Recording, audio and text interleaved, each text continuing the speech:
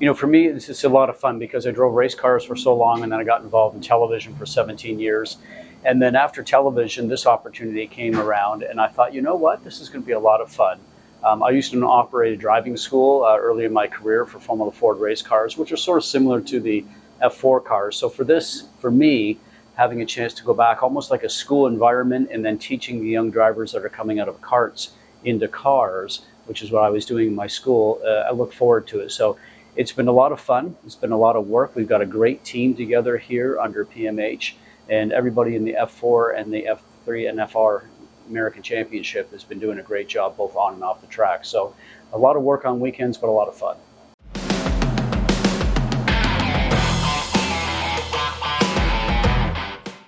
It's from everything that I did in the background of racing cars and then getting involved in television and then owning and operating a driving school, I think has really prepared me to surround ourselves with a bunch of great people in this program that we have right now. And I have the experience and as a race director of overseeing the program, but we've got a lot of people on our staff that have raced previously or still racing, stewards that are working for us and helping us monitor what's going on in the series, and they're also traveling around the world. So I think the wealth of knowledge that we have and we can put together helps prepare the young drivers when they come on board with us to learn. This is the first stop for them coming out of karts and getting into cars. So with the program we have, they step in, they learn, they understand about car racing, the rules, the regulations, and everything that goes with it, and we help prepare them to move on to the next level, especially if they're chasing a racing career to try to get to either Formula One or Indy cars or even endurance cars.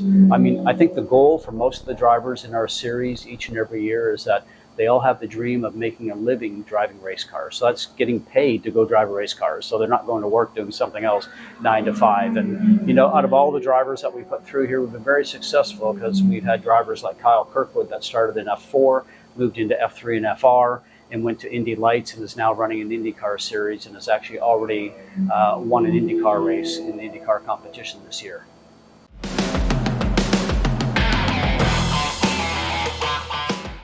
I think one of the most important things for me is to make sure that the drivers are safe. We do that each and every event we go to. We run underneath the FIA rule, so it's actually the FIA owns and operates what they call F1, F2, F3, F4. So we have the F4 and then the F3/FR racing in this country. So I think most importantly for me is to make sure that we're following the guidelines underneath the FIA and making sure that we're making the racetrack safe and the cars are safe. We know that. Our job is to make sure the drivers understand how to drive the cars safely so they're not doing anything out there that's going to cause harm to themselves or to anybody else that's on the race course. So I think that's our mandate here, and that's what really gets us up and going every day to make sure that we're doing the best possible job we can for that.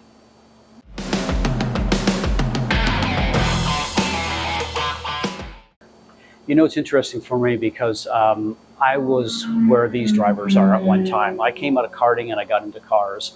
And although it was a long, long time ago, I still remember that. I still remember going to my first driving school and sliding in the cockpit of a race car and having the 6-way safety harness put on me.